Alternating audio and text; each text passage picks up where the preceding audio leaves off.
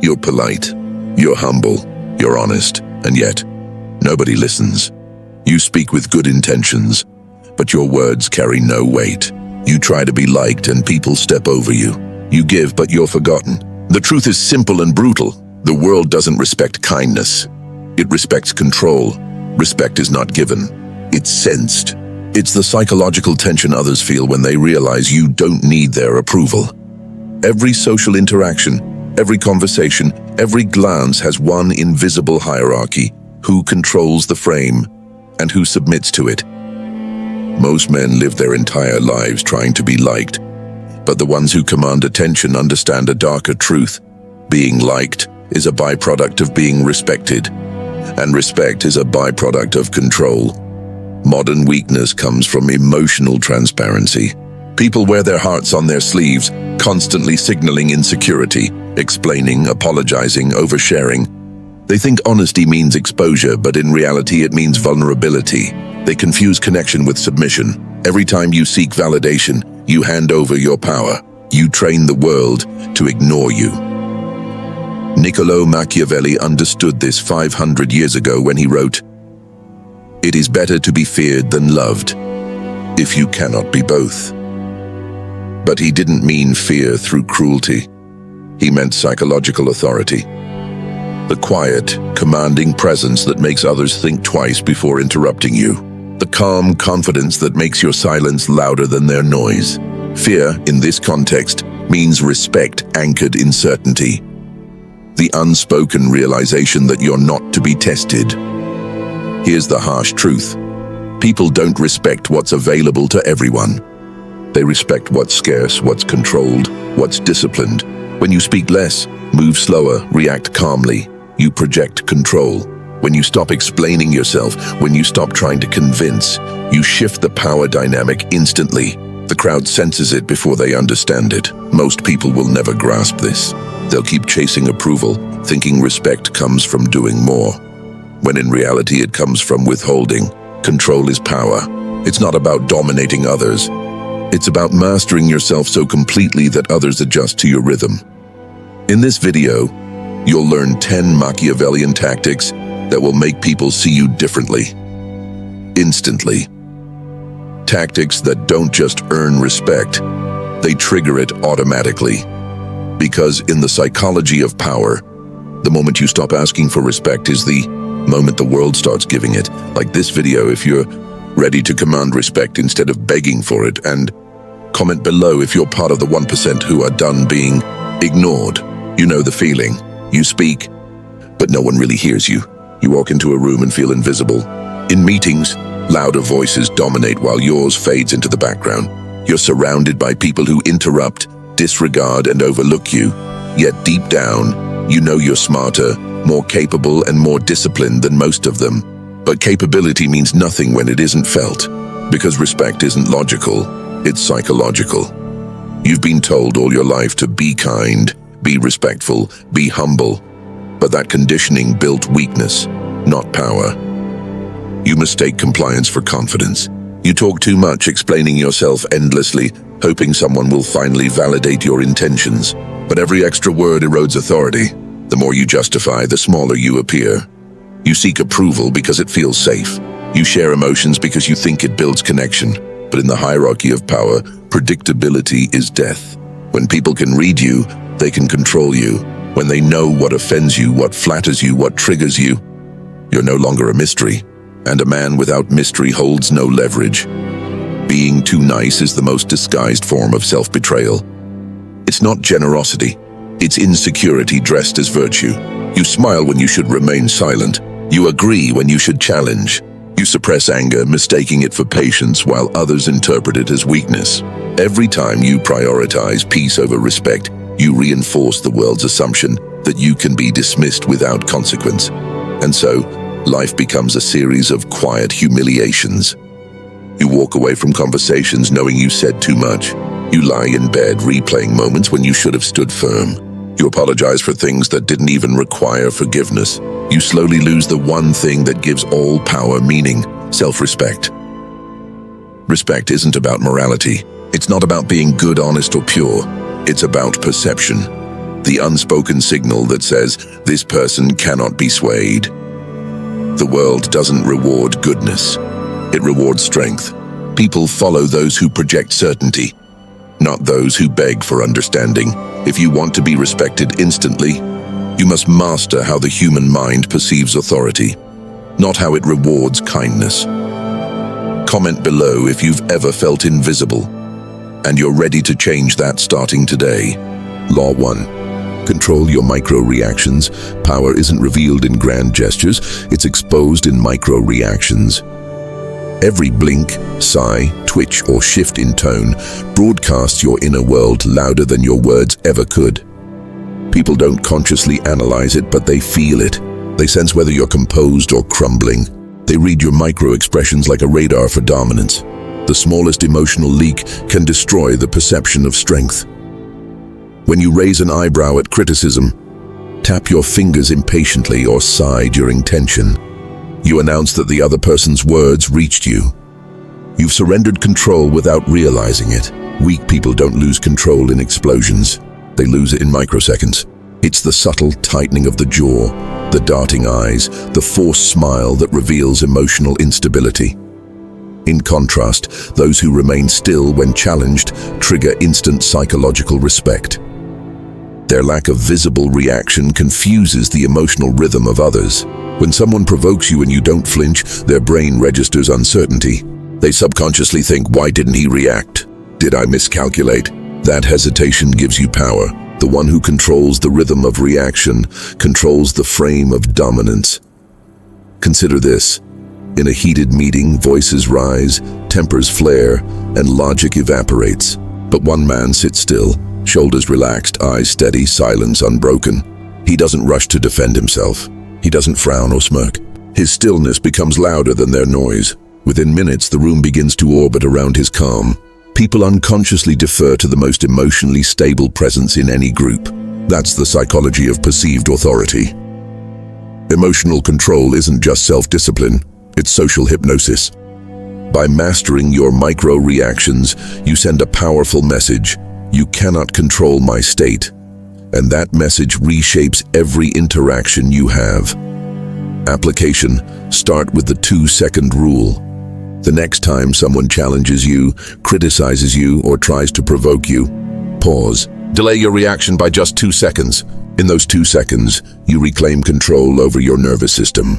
You interrupt your emotional reflex and replace it with conscious command. That pause alone can make you appear 10 times more powerful. Practice stillness daily. When someone interrupts you, don't blink faster, blink slower. When tension rises, don't exhale sharply, breathe evenly. Every act of physical stillness trains your subconscious to lead under pressure. The body that stays calm becomes the mind that stays clear. Like this video if you're ready to command respect through calm, and comment below if you're training your reactions, not your excuses. Law 2. Speak less, impact. More powerful people don't talk to fill silence, they talk to create it. Every word they speak carries intention, precision, and control. The weak try to impress with quantity, the powerful impress through restraint. The fewer words you use, the more each one weighs. Silence is not absence, it's dominance in disguise. People equate silence with certainty because the human brain fears the unknown. When you speak less, others project their own meaning onto your quietness. They wonder what you're thinking, how much you know, and whether they've said too much. Mystery becomes your armor. Over-explaining, on the other hand, is the death of authority. When you rush to clarify every detail, justify your opinion, or soften your statements, you unconsciously signal insecurity. You're telling others, I need you to understand me, instead of, you'll understand me when I choose to explain. Every unnecessary word dilutes your influence. Power is never in what you say, it's in what you withhold.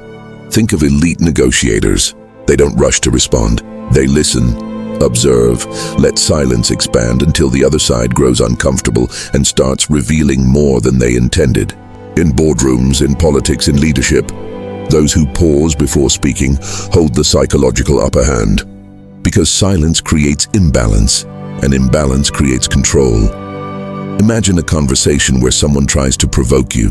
They speak fast, loud, emotional. You stay composed, respond slowly, and say less. Instantly, the dynamic shifts. The more they speak, the more they expose themselves. The more you withhold, the more they chase your approval. This is verbal gravity. Your silence pulls others into your orbit. Application: start using power pauses. Before you respond to a question, pause for 2 seconds. That micro delay makes your words sound deliberate, thoughtful, and confident. It trains people to lean in when you speak. End conversations first. The person who leaves first is perceived as higher value. It shows you don't need more from the interaction. Never overshare about your plans, emotions, or opinions. The less people know about you, the less they can use against you. Control your tone, calm, slow, and unhurried. Power never rushes. It moves at its own pace and makes others adapt. Most people will never master this because silence makes them anxious. But those who do, in command rooms without raising their voice, like this video if you're ready to speak, less and dominate more, and comment below if you're training the power of silence. Law 3. Project Cold Self-Assurance. The world doesn't respect emotion, it respects control. The colder your energy, the more people project strength onto you. Respect is triggered by emotional distance. When others can't fully read you, they start to assume you know something they don't. Mystery breeds authority, and composure breeds fear. People respect what they can't reach. The moment you become emotionally transparent, explaining, reacting, defending, you become predictable, and predictable people are easy to dominate. Power demands distance, not arrogance, but calm detachment. The unspoken message that nothing anyone says can disturb your state. That's what makes people lean back when you lean in silence. Emotional control is often mistaken for superiority, and that's exactly the point. When others see you calm in moments of tension, they instinctively categorize you as higher status. Why? Because humans equate emotional stability with power. The one who stays composed under pressure appears to have resources, internal and external, that others don't. Your lack of visible emotion becomes proof of your strength. Picture this. A man is insulted in front of others. The aggressor expects anger, defense, or embarrassment. But instead, the man stays motionless. He looks at his opponent, expression unreadable. Maybe, just maybe, a faint smirk crosses his face, not from mockery, but from total command. That split second reverses the power dynamic. The aggressor suddenly feels exposed, desperate for validation. The calm man wins without speaking. His restraint becomes the loudest statement in the room. That's the essence of cold self-assurance. Psychological dominance through emotional stillness. You don't chase approval. You don't explain motives. You don't flinch when misunderstood. Because real power doesn't defend itself. It lets perception work as a weapon.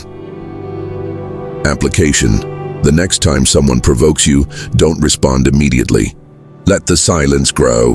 If you choose to react, react with subtlety. A controlled breath, a faint smirk, a slow blink. These micro-gestures communicate you're not a threat. That calmness destabilizes emotional people. They crave a reaction, and your refusal to provide it makes them crumble. Use your calmness as a weapon. Keep your tone low, your words few, and your eyes steady. Don't mirror others' emotions and make them mirror yours. The colder you remain, the more they'll warm up to seek your validation. Most will never master this law. They'll keep defending, explaining, reacting. But those who do, they walk through chaos untouched. Like this video if you're ready to weaponize calmness, and comment below if you've learned to stay cold under pressure. Law 4. Control your frame. In every interaction, there's an invisible battlefield. It's not about words, status, or logic. It's about frame, the mental context that defines who's leading and who's following. Whoever controls the frame controls the outcome. Whoever defines the situation wins the respect. Frame is perception control. It's how you interpret reality and make others unconsciously agree. If you let someone else dictate the tone, topic, or emotional direction, you've already lost power. Most people do this without realizing it. They explain, defend, or justify themselves, which signals one thing: I've accepted your frame. And the moment you do that, you become a character in their narrative. not the author of your own. Think about it. Someone says, "You're wrong." Most people rush to defend. "No, I'm not. Here's why." But the powerful man doesn't defend. He redefines. He calmly replies, "That's one way to see it." That phrase alone does something subtle and profound. It keeps the frame. You're not fighting for approval. You're asserting that your perspective remains sovereign. You didn't step into their emotional world. You made them step into yours. Frame control is what separates leaders from followers. In negotiations, debates, and relationships, the one who defines what this means dominates. You don't need louder words. You need stronger interpretation. When someone tries to insult you, stay calm. They're inviting you into their frame of hostility. Decline the invitation. The moment you react emotionally, you confirm their power. But when you stay centered, you make their aggression look childish. Example, imagine being accused unjustly in front of others. The average person rushes to explain, defending their name. But the Machiavellian thinker doesn't. He looks his accuser in the eye and says, "Interesting perspective." Then he says nothing more. The silence that follows shifts the room. Everyone senses who's in control. Not the loudest voice, but the calmest presence. Application. From today onward, stop explaining yourself. When people challenge you, don't try to convince, redefine. If someone says you seem arrogant, reply with, "Confidence can look that way sometimes." If they say, "You've changed," respond, "Growth tends to make people uncomfortable." Every answer reinforces your frame and disarms theirs. Always respond as if you're already in control. Because power is 80% perception, and perception is built on emotional stability. The man who defines the meaning of the moment defines his position in it. Like this video if you're ready to master the frame, and comment below if you've stopped defending and started redefining. Law 5. Never seek validation. The moment you seek respect, you lose it. The moment you chase approval, you signal dependence. Power doesn't beg to be recognized. It assumes it already is. The difference between the respected and the ignored is simple. The respected don't care if they're respected. Validation-seeking behavior is a silent confession of insecurity. It says, "I need your confirmation to believe in my own value." And once people sense that, they instinctively place themselves above you. Humans are wired to respect emotional independence. When you need nothing from anyone, you create psychological gravity. Others are pulled toward you. But when you need to be liked, you become weightless, forgettable. You see this dynamic everywhere. The friend who over-explains his achievements is respected less than the one who says little and moves with quiet certainty. The employee who constantly asks, "Was that okay?" earns pity, not power. The boss who rarely compliments his team, but whose rare approval feels like gold, commands more respect than the one who praises endlessly.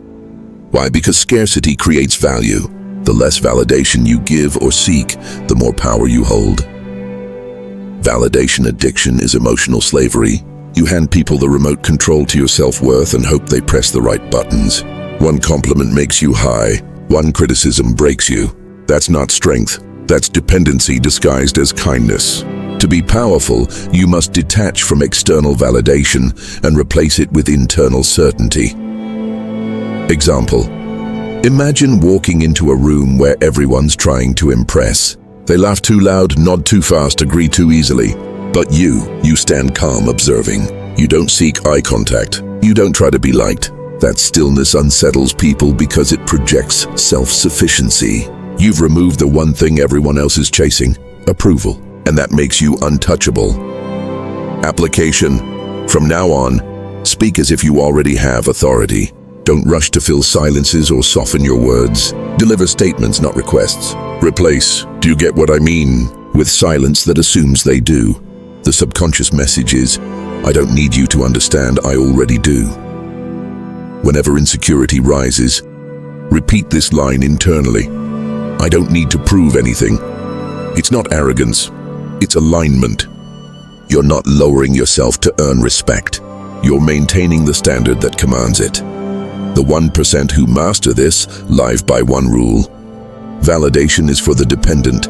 Certainty is for the powerful. Like this video if you're done seeking approval. and comment below if you're ready to move from validation to domination. Law 6. Use controlled. Kindness is a tool, not a virtue. Used recklessly, it destroys respect. Used strategically, it creates unbreakable loyalty. Kindness without boundaries invites exploitation. Controlled kindness builds influence. The difference between the weak and the powerful isn't compassion. It's control over when, how, and why they show it. The world is full of people who mistake kindness for availability. They believe generosity earns admiration, but in reality it breeds dependency and disrespect. The more you give without purpose, the more others take without gratitude. Why? Because unconditional kindness erases hierarchy, and power requires hierarchy. Strategic empathy, on the other hand, builds alliances. It's not about being cold, it's about being calculated. The Machiavellian understands that kindness is most powerful when it's selective. When you offer value sparingly and deliberately, your approval becomes currency.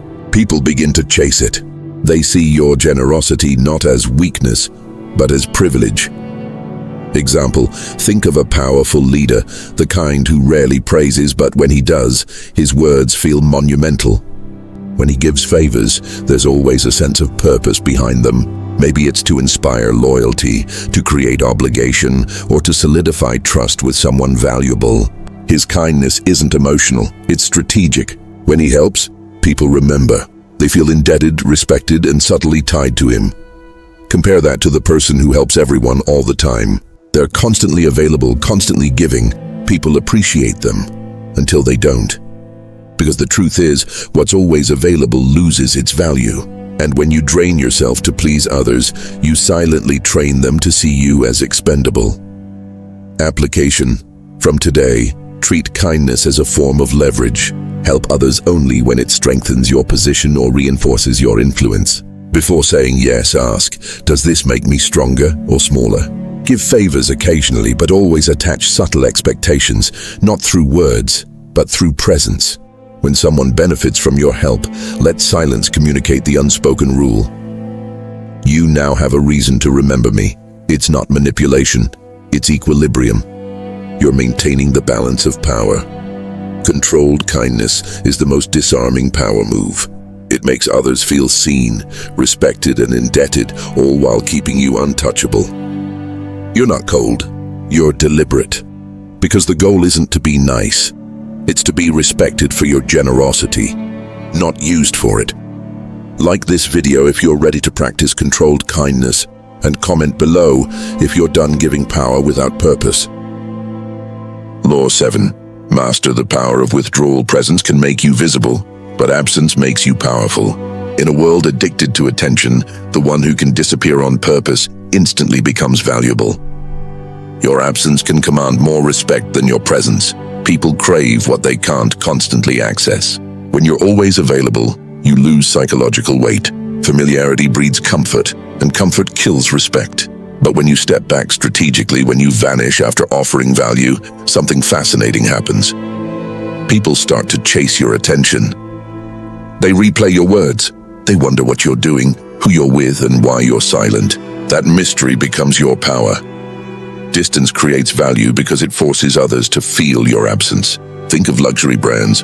Their power lies in scarcity. They don't flood the market. They withhold, making people wait. Human psychology works the same way. The more you pull back, the more others project importance onto you. Example, a leader delivers an extraordinary result, earns admiration, and then withdraws. He doesn't linger to soak in praise. He doesn't explain himself or seek validation. He steps back into silence. Weeks later, people still speak of him with reverence, because mystique forms in absence. The unknown version of you becomes larger than life. Legends are built not through constant exposure, but through deliberate withdrawal. The weak constantly announce themselves, posting daily, seeking reassurance, begging to stay relevant. But the powerful move in and out of visibility with control. They appear when necessary and vanish when it benefits their image. That rhythm, presence followed by absence, builds intrigue and authority. Application. Start practicing strategic disappearance. After you deliver something of value, a project, an idea, an achievement. Retreat. Don't hover. Don't explain. Let your work echo in your absence. Silence amplifies impact far more than self-promotion ever will. Apply this socially and digitally. Don't be constantly online, constantly responding, constantly reachable. Train people to feel your absence. When you disappear, they'll start valuing your reappearance. Scarcity builds desire, even in respect. If you're always in sight, you become background noise. If you vanish intentionally, you become the signal everyone strains to hear. This is not withdrawal from weakness. It's withdrawal from abundance. You step back because you can, not because you must. And that voluntary distance creates the illusion of power everyone subconsciously respects.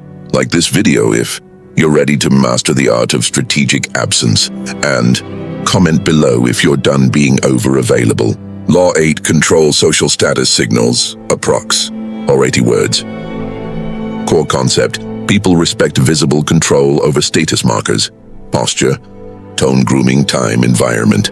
Explanation, before anyone hears your words, they read your presence. The way you walk, pause, and occupy space tells the world whether you lead or follow. Respect is visual first, logical second.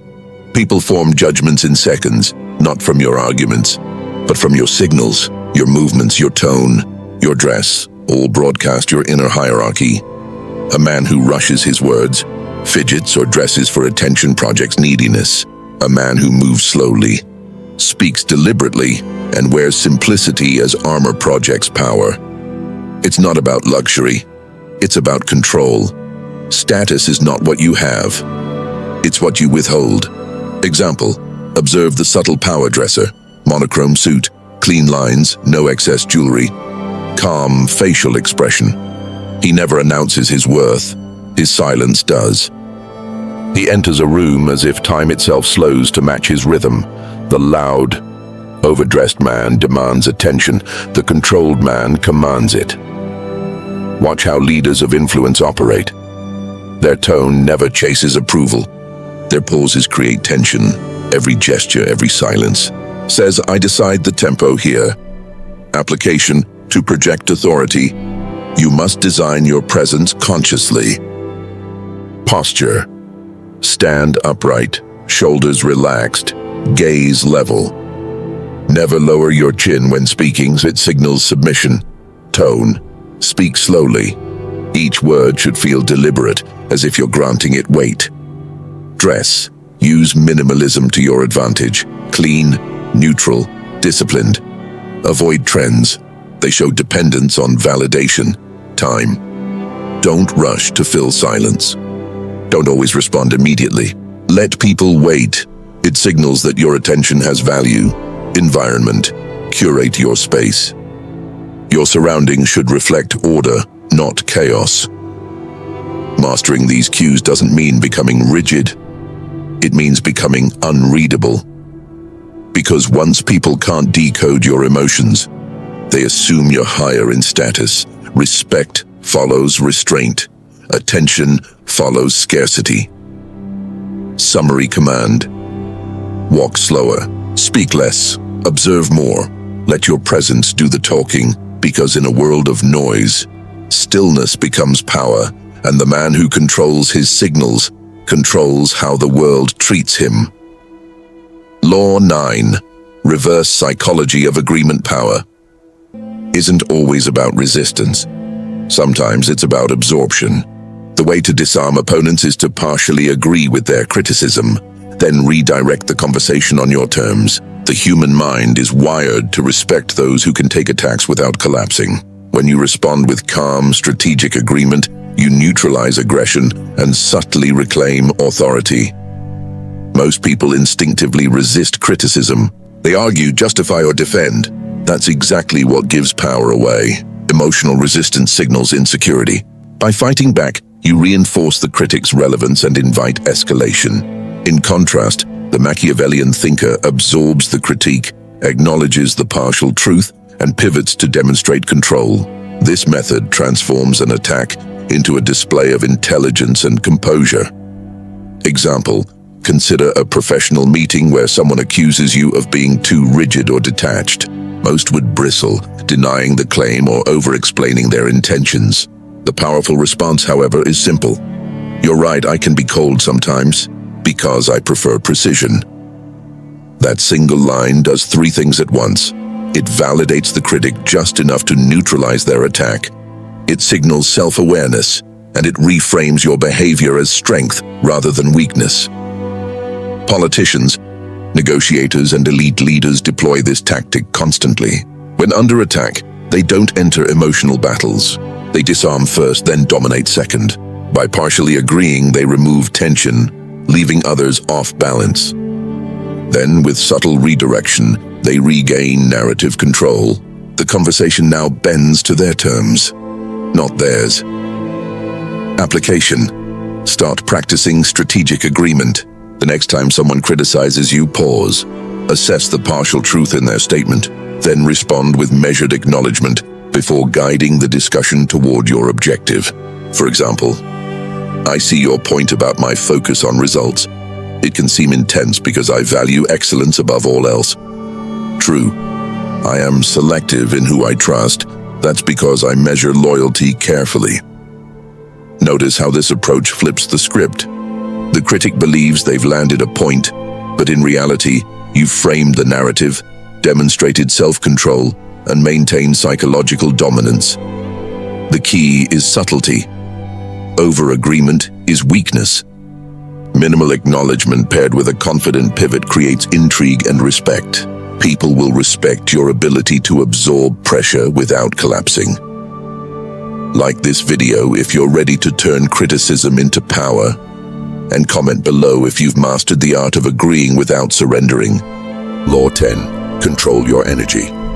Presence power is energy before it is words. Respect is triggered by the way your energy inhabits a space, not by how loudly you assert yourself. People follow those whose presence feels anchored, deliberate, and inevitable. Chaos, fidgeting, and emotional spikes push them away. Mastering energy presence means controlling the intensity of your actions, tone, and movement so that others unconsciously align with your rhythm.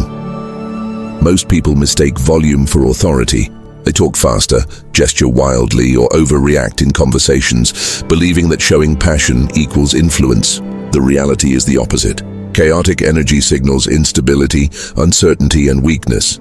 Humans are wired to follow those who project calm assurance, the people who seem untouchable, unshakable, and consistently in control. Example, walk into a room slowly, shoulders relaxed, eyes scanning but calm. Speak with a deliberate, steady tone. Observe the subtle reactions. Others adjust their pace to match yours without realizing it.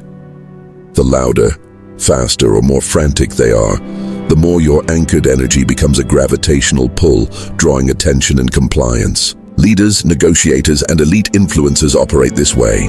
They rarely raise their voices, yet they dominate every interaction simply through the energy they carry. Energy presence isn't about suppressing emotion. It's about regulating it. Emotional spikes, sudden laughter, or abrupt gestures create volatility, signaling that you are reactive rather than proactive. Those who master energy presence manipulate these cues subtly. A slight pause before responding, a measured gesture, and a calm breath can shift the emotional tone of an entire room. Application. Daily practice is simple but rigorous. Speak 10% slower than normal. Each word carries intention. Move 10% slower in every action, walking, gesturing, even sitting. Maintain a consistent tone. Never spike emotionally. Over time, this trains your nervous system to stay anchored under pressure. Your body projects the unshakable signal that you are in control of yourself, and by extension, the environment. People will mirror your calm, defer to your presence, and unconsciously assign you higher status. Most will never notice consciously why you command respect. They'll simply feel it.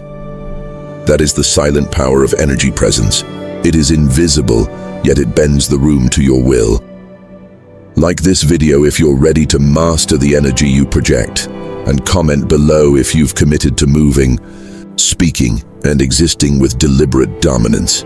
You've reached the end of this guide, but this is only the beginning of your transformation.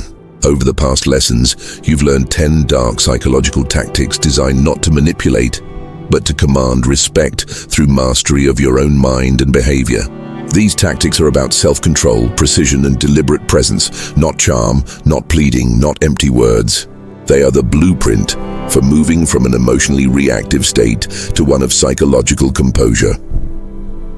Think back to where you started. Perhaps you spoke too much, sought approval, or allowed small provocations to unbalance you.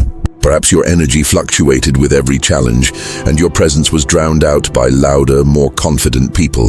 That is the life of someone who relies on external validation. But now, you have the tools to reclaim authority over yourself and, by extension, over how others perceive and respond to you. Control your micro-reactions. Speak less and let your words weigh more. Project cold self-assurance. Maintain your frame and never seek validation. Use controlled kindness strategically. Master the power of withdrawal and manage your social status signals. Employ reverse psychology in agreement and, above all, control your energy presence. Each law works in tandem to transform you into someone whose silence speaks louder than the crowd, whose presence commands attention, and whose composure inspires respect. This is not about being liked. Most people will never truly like the ones who are powerful. They will, however, respect you, defer to you, and follow your lead. That is the difference between approval and authority. Approval is fleeting. Respect endures. It is earned not through politeness, but through calculated mastery of psychology and human perception. The man who applies these laws consistently will no longer chase attention. He will attract it effortlessly. Action is the difference between theory and mastery. Stop trying to be liked. Start training to be respected. Begin applying these laws in every interaction, in meetings, relationships, and even casual encounters. Observe your effect on others, refine your control, and repeat daily. This is the path to becoming psychologically unshakable. Subscribe if you're ready to master power, not approval. Comment, "I command respect," to seal your mindset and commit publicly to this transformation. Remember this final truth: respect is not something you get. It is something you emit. Control your psychology, maintain your composure, and the world will respond. People will fall silent when you speak, hesitate when they challenge you, and defer when your presence fills the room. You are no longer a participant in the game of being liked. You are a commander in the realm of influence. The weak plead for recognition. The strong project it. Choose today which side you belong to. Like this video if you're ready to emit respect in every room, and comment below to affirm your mastery of self-control and power.